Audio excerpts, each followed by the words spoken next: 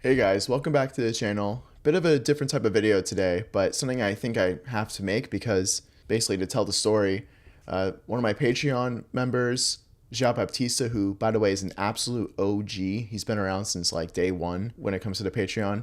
So he sent me a video by this guy named Gyurksik Adam. I hope I'm pronouncing that right. Probably not. You know, a YouTuber, I guess he makes videos about urbanism. Either way, he made a video about my video on Budapest, and apparently it's not so positive. So to give some context, my Budapest video is actually one of my more disliked videos on YouTube. And I think that's just because, well, I know it's because, I mentioned Viktor Orban in the video, who his party is leading these different programs to build beautiful buildings in Budapest or to rebuild lost beautiful buildings in Budapest. He doesn't like Viktor Orban or whatever, but we'll see. Maybe he makes some architectural arguments and just respond to what he has to say. So yeah, let's get into it. Celebrating this trend of reconstructing pre-World War II buildings or even building brand new ones in the styles of the late 19th, early 20th century. And my home city, Budapest, is featured almost daily on pages like this, saying that it is a place where you can still be proud of your history, your culture, and where the government is fighting back against these dirty Soviet buildings full of glass, steel, and concrete. Well, there's nothing wrong with, embracing your history and tradition and culture. I think it's a healthy thing for society because there's a lot to learn from the past. And it also gives you a sense of meaning and purpose. I have to point out, the Metropolis poster is awesome. I love that movie. I actually have a whole section of my video, We Should Never Have Built the Cities of the Future. I talk about Metropolis extensively. It's a great movie. A must-watch. That's cool. And then he also has the book, The Death and Life of Great American Cities by Jane Jacobs, which is an amazing book. So we could be friends. Today I came across a video titled Rising Cities, Budapest, which is flattering and seems innocent enough. But somehow this video broke me. It broke me so much that I made my first ever video in English. Just so that I can tell Western urbanists horny for fake classical buildings to stop idolizing the destruction of my city. So first of all, I'm interested to see how I broke him, although I think I kind of get it already. Secondly, I don't think there's anything wrong with desiring more beautiful cities.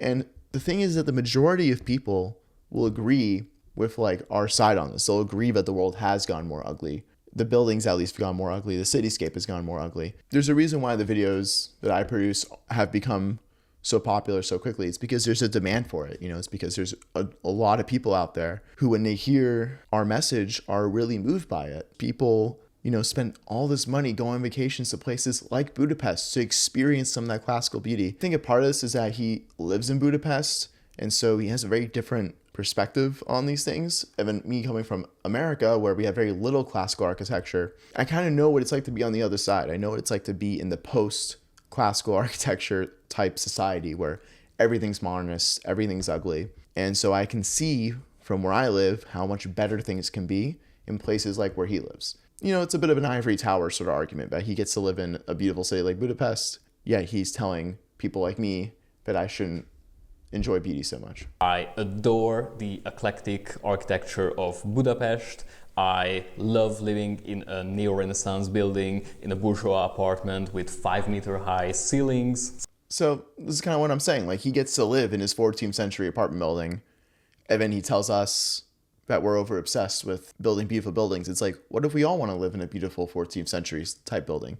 Not that it has to be 14th century, but you get the idea. It's like, people want to live in beautiful classical cities. Don't try to take that away from people. Hungary then went under communist rule as a Soviet satellite. Oh, we're skipping right to the communism state, who were not exactly known for their embracing of classical architecture. Their fingerprints can be seen throughout Hungary and Budapest, but thankfully, not in the overwhelming way that it was done in so many other cities. I won't go off the rails right at the beginning, but I am really tired of Westerners bashing on Soviet architecture. That's not even a thing. Definitely is a thing, because these are buildings and building types that are infamously associated with the Soviet Union and all the Soviet satellite states. Of course, people are going to say that there's buildings like that are built in the West too, but you will obviously see them far more frequently in former Soviet countries. And also, what you'll see in the Soviet Union is you'll have miles and miles of neighborhoods where it's just one tower after another tower after another tower just lined up. And you just don't get that in the West. Like, you might have one standalone kind of modernist building like this, but you don't get the whole entire neighborhoods where it's just building after building after building after building. And usually, when you do get those kind of buildings, it was built by architects and city designers that were admirers of the Soviet way of city planning.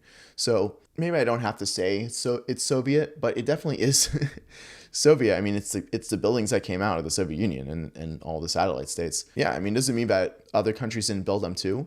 You know, even here in the States, like, there's buildings that are Tuscan style. There's buildings that are Parisian style. I think that these sort of like tower block, commune style, higher density residential buildings are highly associated with the Soviet Union, and for good reason. They were the ones that championed them. The Soviet Union was the epicenter of this type of building. It's just what it is. To Boston are just as full of modernist estates as Central or Eastern European cities. No, it's not just as full. Like, they exist, but not to the same frequency.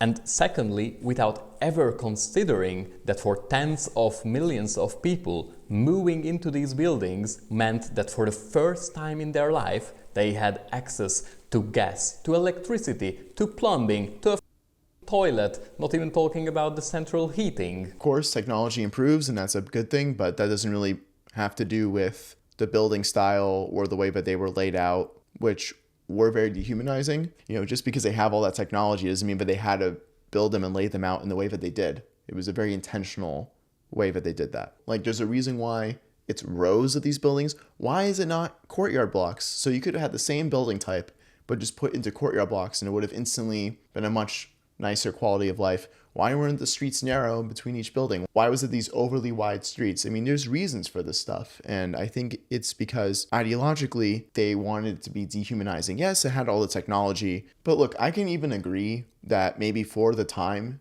that these temporary buildings, especially post-war, were necessary for bringing this sort of level of technology to millions of people. But now we're past that. Now it's decades later. And so we can undo that damage. We can go back to how things once were with the updated technology that we have and the better economic situation the world is now versus immediately after the Second World War. So it's not to say that these buildings serve no purpose. It's just they no longer need to serve that purpose. We can now move on from those extremely ugly buildings and move on to something better. So easy, but also so wrong to compare the palazzos, the grand bourgeois buildings, the palaces of the pre-World War II era to these grey block apartments. Most people who throughout the state socialist times moved into these buildings were not living previously in those grand bourgeois buildings and castles that you describe as the alternative of socialist modernist planning. They were living in unsanitary, overcrowded. So this is true.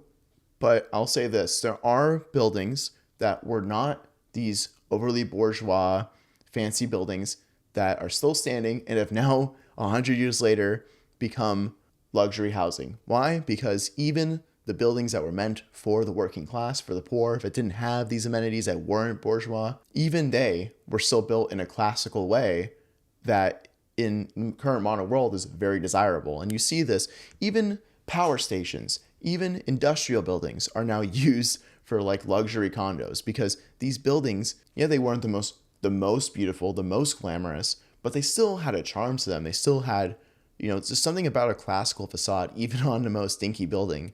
It just has this very intrinsic effect on you. And so, yes, they came from homes with worse amenities. They weren't the most glamorous buildings, but they were still places that had actual aesthetic value. So, there's always that middle ground. So I would never say that the alternative to the modernist commie block is some like super fancy Parisian building. There's always that third option. Flats, as war tends to leave a few million people homeless, as it happens. Or they were living in the countryside in farmhouses without any utilities. So for millions and millions of people moving into these grey houses that you dismiss so easily was the peak of luxury at the time. And dismiss them not because of what they did for people's quality of living. It's just not a type of building that I think we should preserve or sustain. We should just say, okay, these buildings serve their purpose, and now we can move on from them, because aesthetically speaking and city design wise, they really offer nothing of value. They are just completely dehumanizing,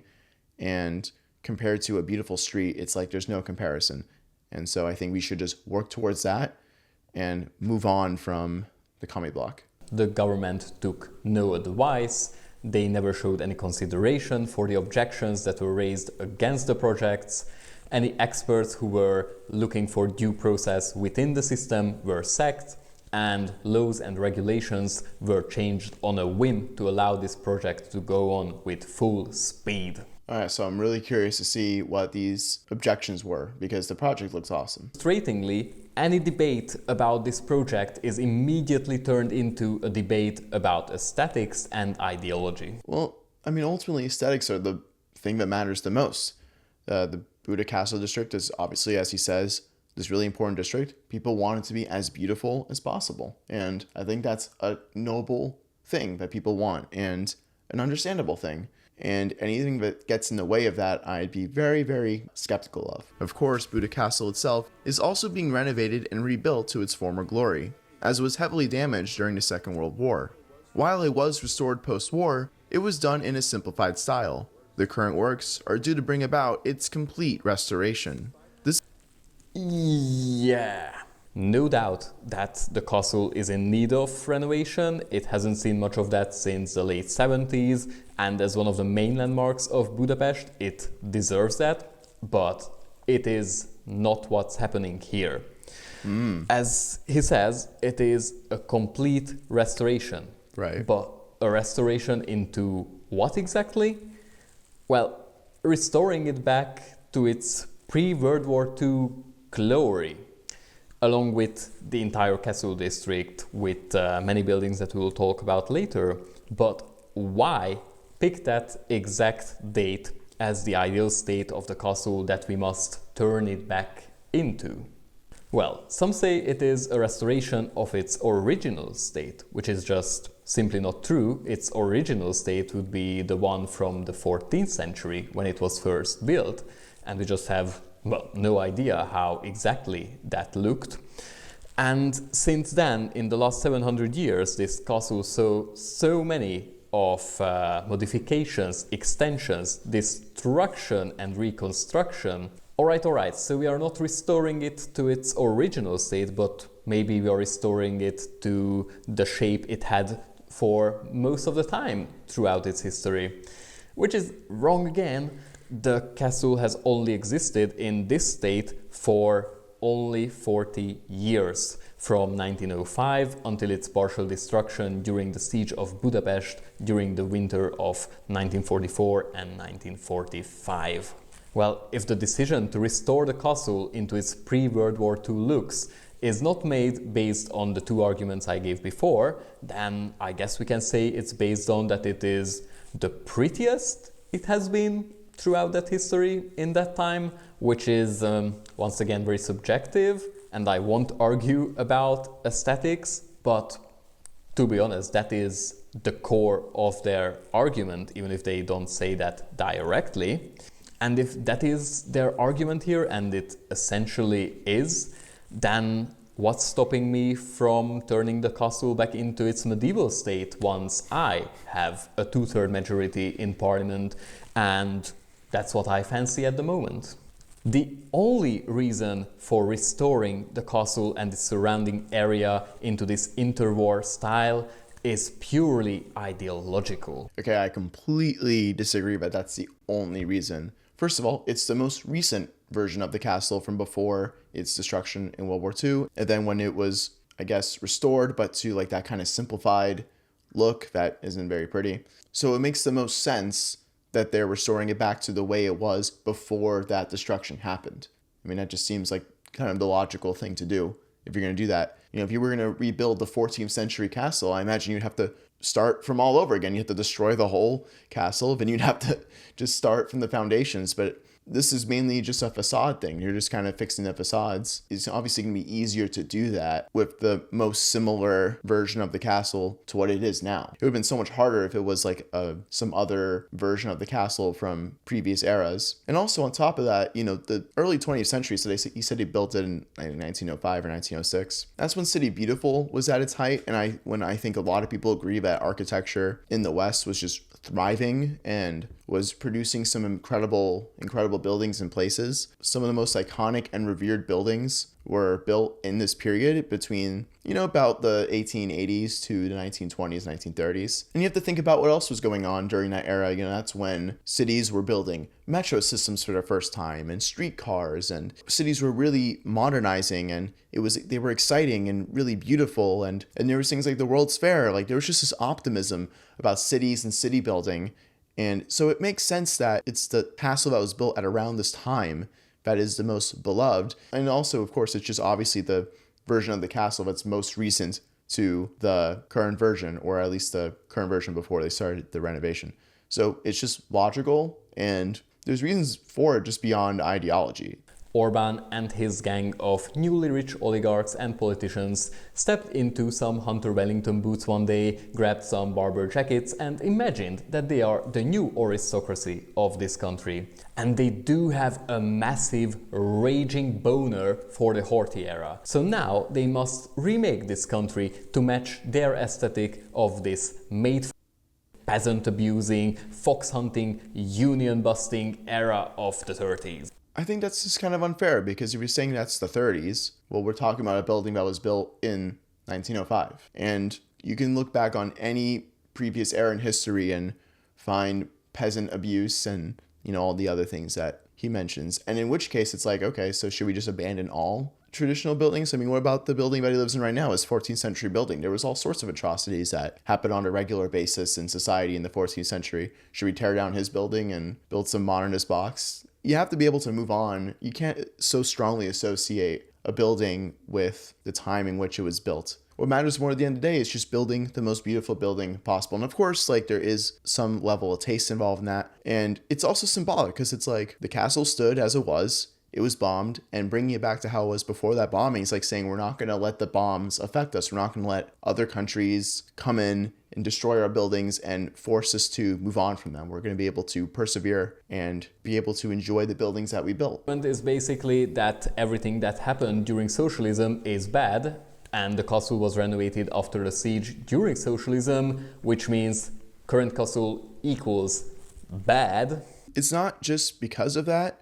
It's because the renovated castle, the current castle, is just not that pretty. Like the style is simplistic, and it was better the way it was before. It was more ornate. It was more glamorous. It was something that you could really be proud of. And the way that the castle is now, it's just kind of like a shell of its former self. And most people can see that. Most people can see how the current renovations are bringing back something that is better and more interesting. And that's pretty much all it is. It's nothing to do with which government did what. It's just about aesthetics. And yes, we can argue about the changes made in the 60s and the 70s. Yes, the castle was rebuilt in a more simplistic style. Obviously, grand imperial-looking buildings with a Baroque style didn't really fit into the aesthetics of a self-proclaimed worker state. Yeah, it's the thing. It's like, why does it have to be that a worker state has to have simplistic buildings? Why can't the common man be able to enjoy beautiful buildings too? And beautiful things in the castle and everywhere around the country and everywhere around the world that were destroyed during World War II and the decades of decay after that. But the castle was also given a new purpose. It was transformed from a place of power into a place of culture. Today, the castle houses the National Library, the National Gallery, and the Budapest History Museum. And the fate of all these institutions is uncertain after the reconstruction project. So far, only the gallery has kind of a plan to get a new home in City Park, and the Liget project that is being done at City Park is a can of nuclear worms that I refuse to open in this video. So for the rest, we don't even know what the government is planning to do with all the space that will be left in the castle after the reconstruction project?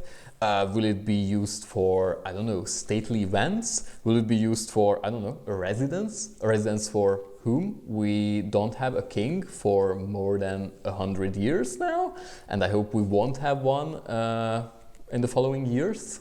Or yeah, will it be just a tourist attraction where unsuspecting foreigners can wander around in this freshly built 19th century aesthetic of a monarchy while pretending that in this tiny corner of the world the 20th century just didn't take place? We were just so lucky. This is what it will come to.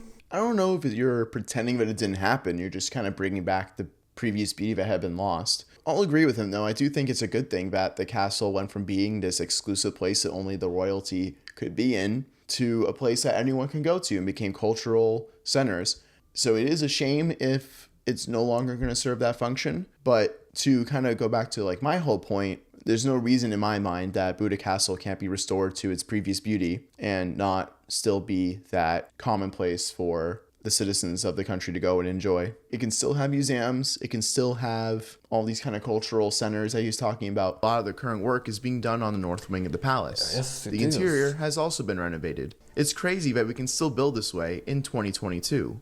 All it takes is will. Is it crazy that we can build this way in 2022? Should we really be asking that, like, can we build this way in 2022 rather than should we build this way in 2022? No. I mean, it is crazy. I mean, it is absolutely crazy that we can still build this way today because most people don't think that we actually can. Most people think that we're only capable of producing modern buildings. And you have to actually tell people, hey, look, this building, this room was built like now, was built in the current day. That blows people away. It blew me away. You know, I, for a very long time growing up, did not think that building places like this was still possible. I thought this was a thing of the past. And it wasn't until I actually saw a picture of his favorite Szegod office building and saw that it was a brand new building where I realized that actually it is possible. And it's actually that building, the Szegod office building, that if I didn't see that photo on my Instagram one random day, I wouldn't be sitting here making this video for you guys right now. Like, I'm being completely serious. Learning that building like this is possible is what inspired me to even make this channel in the first place, because I genuinely thought that this was something of the past. I had to be taught. It had to be revealed to me that this was still possible. So it is crazy. I mean, it is crazy. I mean, look how beautiful that room is. It's pretty incredible. During socialism, there was an idea that the castle should belong to the working man, that the humble gardener should be welcomed in these former royal halls the same way as a minister would have been. Now, what does this tell us about our age? But this just confuses me because it's like, why can't the building look like this and it also not be welcoming to the gardener? I mean, he's the one that's kind of insisting that the only way that a building can be welcoming to the average person is if it's like some oversimplified modern thing. But I just don't agree with that. I mean, even like, you know, you go to New York City, you go to the Rockefeller Center, any person can just walk into these Art Deco lobbies of these buildings and just embrace the beauty of it. That's what's awesome about that area. So I just don't understand like why the room looking like this means that a gardener can't enjoy it. Does this tell us about who Hungarians are in 2025 and what do they want with the future? What are their dreams? What are their hopes? It tells nothing.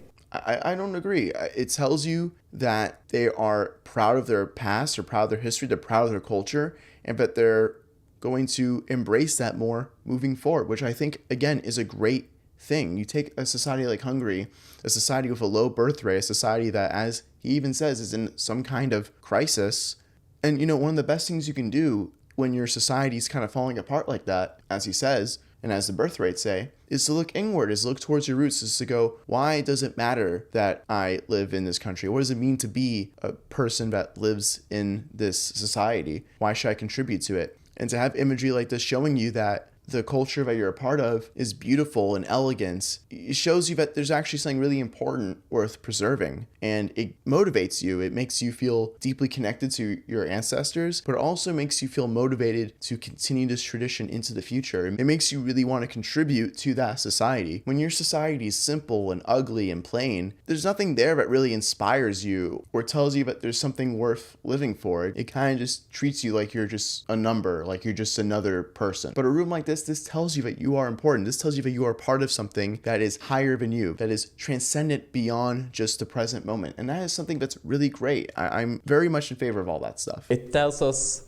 that we have no idea who we are in 2025. No, it tells you that you have an even deeper understanding of who you are, because now you're more deeply connected with your history and the unique aspects, at least aesthetically speaking, of what makes you, what makes Budapest Budapest. Because maybe a building like this couldn't be built in other countries and other cities. There's something about the way that this building and the rooms are built that can only be Hungarian. And I think that's something to embrace. That's not something to run away from. No idea where we are going. I mean, in a way, it does show exactly that, because we are going right back into the past. And I just believe it is so sad that with all this money and all these resources came zero imagination. So my whole thing about this is like, what is his alternative? Is it to build some modernist box? Would that have been the imaginative, forward-thinking approach that he would want? You know, it just doesn't really make much sense to me. It's like, you're looking at all this beauty, and this beauty that is interconnected with your history, with your people, and you're like, no, I feel no affiliation with this. Let's build some modernist box that can be built literally anywhere else, and you wouldn't be able to notice. It's amazing to think that these buildings that stood for centuries before their destruction are being rebuilt right now, and that they will stand for centuries into the future. Yeah, one small thing, they did not stand for centuries before their destruction. Most of the buildings that are mentioned here, not most, all of the buildings that are mentioned here have actually been rubble and dust and dirt for longer than they have actually been standing as buildings. I mean, what have we had here? The Red Cross building, which was built in 1903. And then the Defense Ministry, which is actually one of the oldest ones on this list, which was built in 1881. Mind you, this is the castle district where most buildings were built in the 17th century. And then we have the chief offender here, the castle of Archduke Joseph, which was built in 1906. And really, the thing is that the only part of Budapest where you can still get the feeling that you are in a medieval town is the castle district. So that's my bad if they really didn't stand for centuries, and I shouldn't have said it like that. However, my point still stands that these kind of old buildings that were once there or were there centuries ago are now going to come back in their former glory and stand for centuries. I think that's the main idea. With its humble but yet clearly wealthy houses that are 1 or 2 stories max and were built after the siege when it was reconquered from the Ottoman Turks. And as you can see, I'll put some pictures here. The scale of the buildings is quite humble and have been for centuries, unlike the buildings that are just mentioned here. These huge buildings, these palaces and ministries and defense headquarters, these were out of scale and out of proportion even when they were built, and they are still out of scale and out of proportion to this day. But just look at this postcard from the 1880s. You can see, for example, how out of proportion the military high command is. Next to it, you can still see a remaining house similar to those that were discarded and destroyed to make place for these big, magnificent ministries in the castle. But yeah, back then and still today, those who have the power, who have the money, who have the resources, don't really care if they need to destroy a few blocks of historical housing, if in exchange they get to show off their power, their wealth, on top of a mountain overlooking all the dirty commoners like us who they are destined to rule over. First of all, I don't know what his thoughts are on YIMBYism or anything like that. But, it's funny because I'm used to hearing this language all the time that single family homes and medium, lower density buildings should be replaced by higher density buildings. And, everything's always about upzoning and increasing density and increasing heights. And usually I'm not so for that. I'm usually not really for high rises.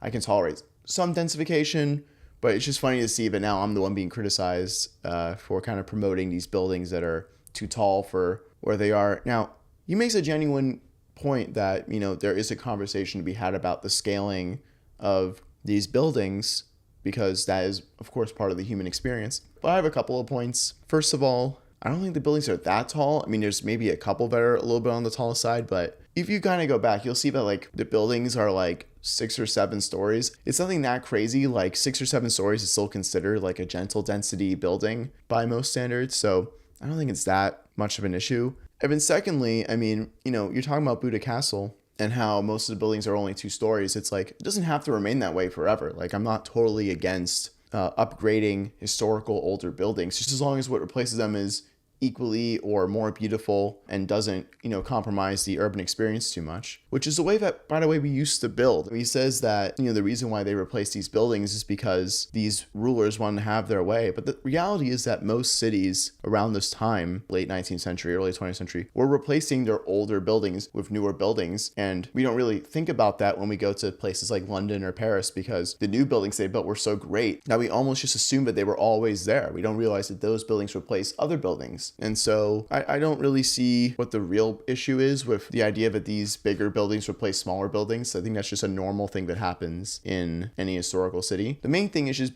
beauty itself. And in the case of these buildings, I think they are very beautiful, and even he agrees. So I don't really see much of an issue. The defense headquarters, which only had its base preserved, will now be brought back to its former height and serve as a visitor center and contain exhibition halls. Yeah, so this one really shows how much of a farce this historic reconstruction is. As you can see here, in the older picture, this building seems a bit longer, doesn't it?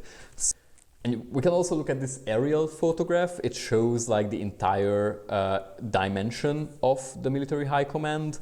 And in yellow, you can see like that tiny strip that will be rebuilt. What could be the reason that until now, they took it very seriously? Everything must be like a 100% carbon copy of how it was at the moment when, I don't know, like the Holy Dove made a drop on Regent Admiral Horthy's shoes, and that holy moment must be commemorated by rebuilding the castle in the exact same style of that exact same moment.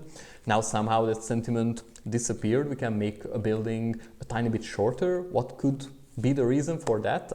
Well, I'll try to give you some clues. You see that building right behind the former headquarters? That is the former Castle Theatre, also known as the Carmelite Monastery, which might give you the final hint that this building houses the offices of Prime Minister Viktor Orban. And this is where the flow of time bends, where the idea of restoring the castle to its full pre-World War II glory is suddenly, it's more of a guiding idea that can be adjusted to the needs of our, modern and changing times. That need being that the view from the window of Orban's office shall not be obstructed. Take that, historical accuracy. So this is the real reason why that's actually happening. Then I can understand his frustration. That's a pretty petty reason. But besides that, when it comes to the restoring these buildings in Budapest Castle and whether they're 100% accurate to how they were before they were destroyed, I'm kind of like in the who cares category about that. For me, it's just about bringing back the beautiful buildings, at least to some capacity. I mean, the fact that that building was just a base and now it's going to have the dome and the facade, I mean, that to me matters a lot more than just like to what percentage accurate to how it was before it is. It was a base. It's going to be something more beautiful. Happy days. But yeah, I mean, I can get why he's frustrated with the whole Orban window thing. It's just on the scale of how important things are, I just don't think it's that important. Like the main thing is just that this building is just being upgraded to something better than it is at the moment. Moving on to the next government decree, we have the Steindl Imre program, which is meant to restore the buildings and streets around Kossuth Lajos Square. Before even getting into the buildings, the square and surrounding streets have been transformed in the best way possible. Spaces that were devoted to roads and parking spaces have now been given back to pedestrians, in addition to vastly improved green spaces and the restoring of monuments and statues, such as this one of Count Giola Andrassy. The quality of the monuments, as well as even the stone that had been laid out to replace the former asphalt, is just exceptional. This is what urbanism is all about. And to keep going on this was the sentence that actually broke me when I was watching this video, and I was like, wow, does this guy really believe that this is what urbanism is about? It's about building fancy monuments and like a good quality granite that's used to pave this square.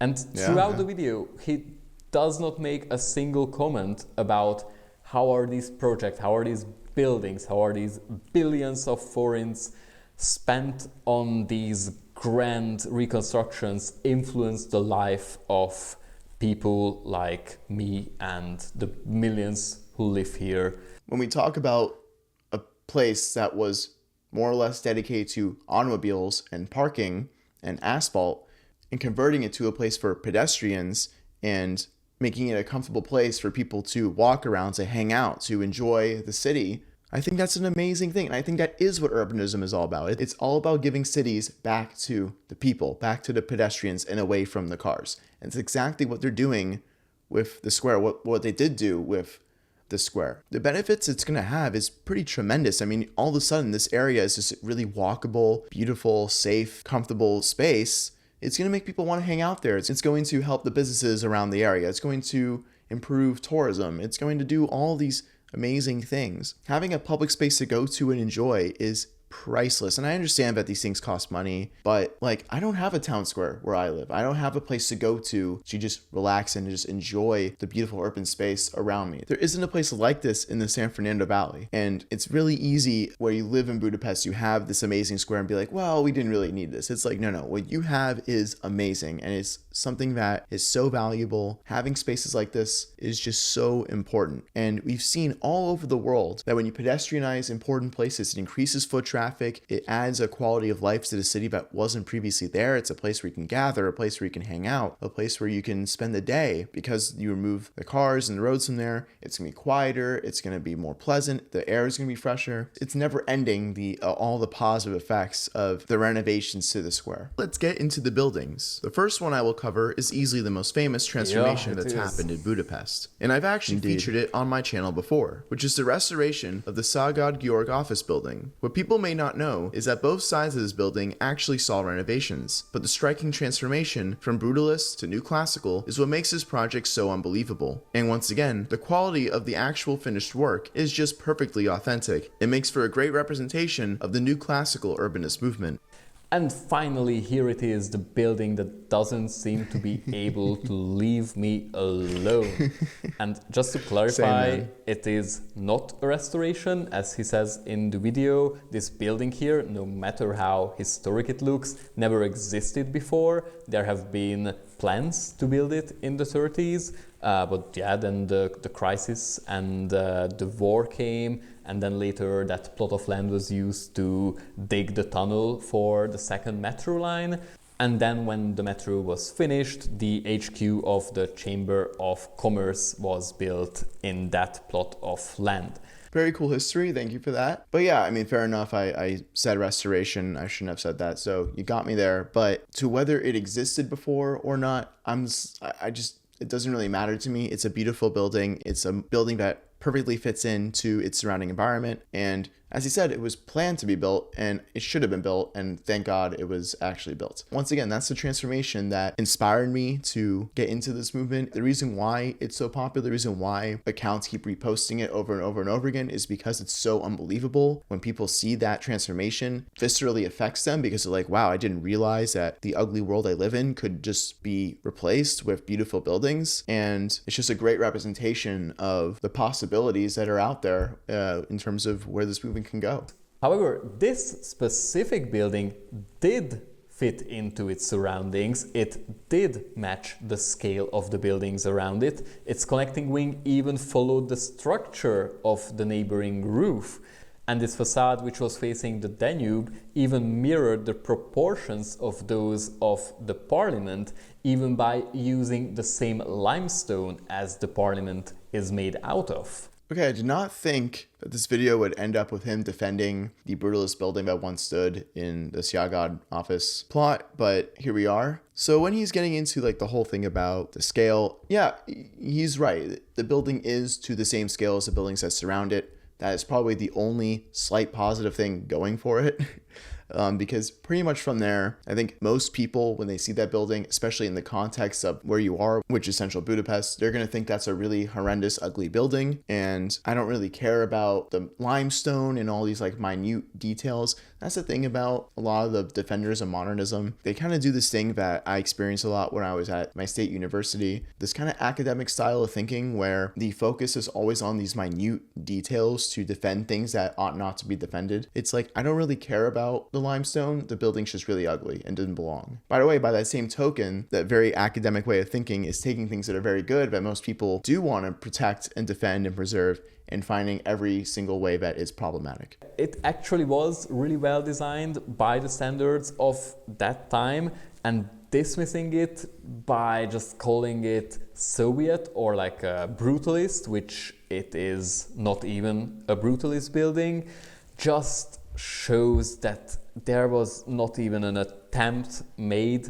to understand this building and the era and thought that it is originating from. Most people do not care to understand a building. They just want to see a building and like the way it looks. That is the way that we interact with buildings. Of course, stories are nice. Understanding history is, I think, an important quality to have as well. But when you look at that building, it's just an ugly building. Most people are just going to see it that way. They're not going to care about what type of style it is or the limestone or anything like that. That's just not relevant to people. And it really shouldn't be, because you're having to subvert your own human nature in order to see a building for these minute details. We can argue pointlessly about taste once again, but it's not pointless. It makes a genuine difference in people's experience when walking around Budapest. To be around beautiful buildings versus ugly buildings like this one is going to have a huge effect on you psychologically and in the way that you perceive the city. And this is the reason why the beautiful cities that embrace their classical architecture are the most popular destinations in the world, are the most prized destinations, are the ones that people feel the most emotional affinity towards, and are the ones that usually are the most expensive. This style of building was already outdated in the 20s, let alone in the 30s when the middle block of this building was built. So just imagine how conservative and outdated your design has to be, that in the age when Hungarian ultra-conservatism was at its peak, your building was still considered too conservative. I don't think the building's outdated. I think that classical buildings have a timeless quality to them. It's why we preserve them and let them stand, why we put them on national registries and that sort of thing. In addition to that, it's why that this building is used so often on social media as a promotion of new classical buildings, because most people don't look at this building and think, oh, that's so outdated. They think, wow, what a beautiful building. I think he's trying to imply that he would have preferred some modern building instead, and I'm just not going to agree with that. I don't think that some soulless, identityless, could be placed anywhere else, modern building, square, would have been better than this really beautiful classical building. I mean, to me, old buildings have this charm because they are old, because they survived so much. They have this patina on them, they have history, they have character. And this one just, well, it just doesn't. This is just, it's just a shell. It's a building pretending to be something that, well, it just isn't. I agree with the first part of the statement, which is that a building actually just being old adds a character to it. That is true to a point, because in our current era, old buildings are still classical, beautiful buildings. So I'm not really sure if 100 years from now, people are going to look at the really ugly buildings of the 60s and 70s and 80s and have that same emotional attachment to them and view them in the same sort of endearing way that we view old buildings now. I kind of doubt that they will. I mean, we kind of know that they won't, because even right now, buildings that are classical are preserved and are revered, and pretty much anything built straight after World War II that is modernist, we're happy to tear down without much tears. You know, that's one thing. And then the second thing is that this building does have character in that it's just a classical, beautiful building. And it certainly adds a lot to the area because it just encapsulates that square with beautiful classical buildings. It just gives that whole place this transcendent aura that it just didn't with that sore thumb that once stood there. The Ministry of Agriculture building is being rebuilt from the ground up, which, in the words of the project's website, will restore the original richness of the Bukovic-style neo-Renaissance facades, which have been simplified in its original rebuilding post-Second World War. The interior is also being entirely revamped to suit current-day functionality, which explains the total rebuild. The Palace of Justice is also... So I will not assume any malice here, because I know that there are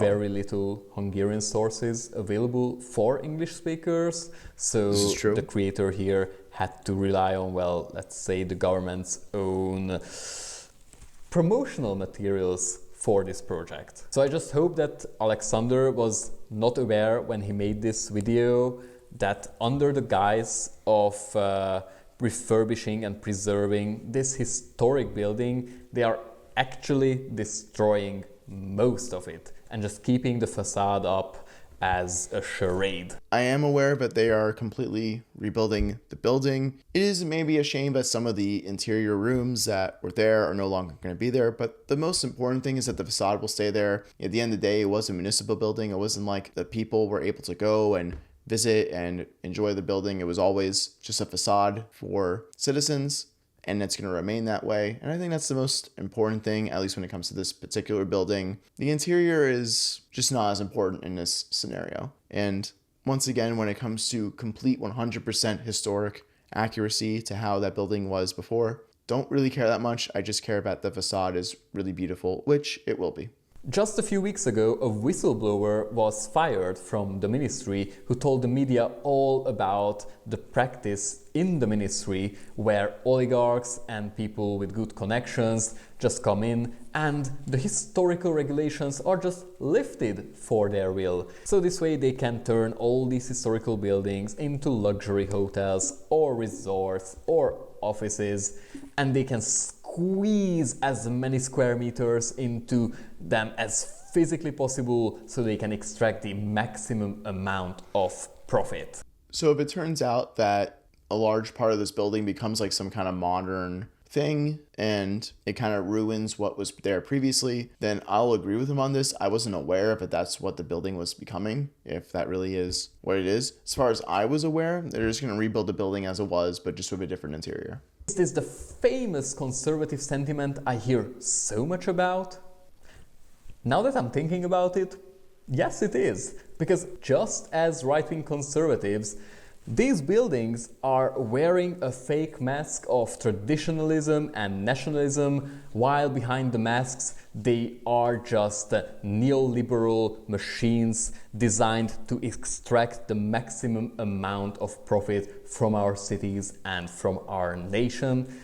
And it is just sad to see well-meaning people fall into this cheap trick and praise the praises of this awful regime and legitimize their wrongdoings by doing so. I think it's completely normal to be frustrated that people are praising the politicians and leaders that you don't support. I think anyone who lives in a democratic country can agree with that and could totally relate to that. But when he says that these buildings are just a shell, they're a facade, they're fake, I mean, they're not really fake. If that building is standing there and it's beautiful and it's there for people to enjoy, to look at and to walk around and take pictures of, I don't think it's fake. It might be serving a different purpose. It might have moved on to fulfilling a different role, but it's still that building and it's still being beautiful and it's still there to be enjoyed. And I think that's, once again, I'm going to say it a million times, but that's the most important thing to me. What I'm asking for is not that difficult. Just look behind the facade, both literally and figuratively,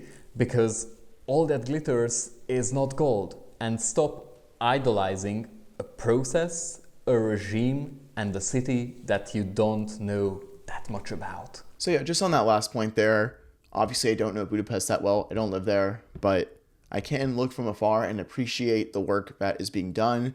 Yes, I don't know everything about Orban. I don't know anything about the internal politics, but what I do know is that they're taking places that are either ruins or are simplified versions of what they once were, and they are building genuinely beautiful buildings in their place. And to me, that is something that should be praised. Now, maybe they are expensive, maybe there are certain problems within these projects, I'm sure. And maybe I was being a little bit naive to not bring those up, I'll admit. But it doesn't mean that I'm necessarily against the buildings themselves. I think that the buildings are really beautiful. I think they're going to add a lot to the city. And I think it's something that the rest of the world can look towards and take a lot of inspiration in. Because I think a lot of places, especially in Europe, have had their really beautiful buildings destroyed and are long forgotten. Or in the case of the United States, we destroyed our own buildings for the sake of modernist progress, but they can always be brought back. And I think that is a really inspiring message. And so that's why I made the video. And I understand his frustrations. I understand he doesn't like Orban. I have no real opinion on Orban, but all I know is that the buildings look nice. And yeah, maybe they aren't as historically accurate as an historian would want them to be or whatever, but that's not what matters to me. What just matters to me is that they're beautiful and that they're going to add a lot to the quality of life of those in Budapest. And so I think that really there's just like a difference in ideology here in terms of like what we care about. Obviously, he cares more about the political side of things. I care more about just the aesthetic side of things from the urbanist side of things. By the way, I think he was actually pretty respectful, and who knows, maybe we can talk about it one-on-one sometime. That might make for a pretty interesting video. So yeah. All right, guys. Thank you all for watching. Hope you found this interesting. Trying something new that I've never done before, but why not? And yeah, hope you all have a great week. I'll see you next time. And now a shout out to my incredible supporters on Patreon: Sven Weisbrod, Guy Courtois, Jean Baptista, Ruben Hansen, James Whale, Michael Goldman, Ulysses Arnold, Ehsan Mirza, Joseph, Andrew Groger, Roach, Eric Martz, Simon Kendrick, and my dad.